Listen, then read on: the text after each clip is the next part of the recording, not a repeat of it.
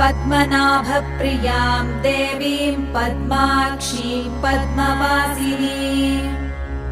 पद्मवक्त्रां पद्महस्तां वन्दे पद्मामहर्निशम् पूर्णेन्दुवदनां दिव्यरत्नाभरणभूषितां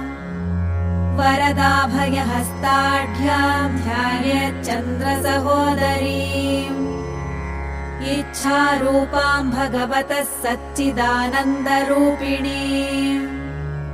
सर्वज्ञां सर्वजननीं विष्णुवक्षस्थलालयाम् दयालुमनिशं ध्यायेत् सुखसिद्धिस्वरूपिणीम् हरिः ॐ नित्यागतानन्त नित्यानन्दिनी जनरञ्जनी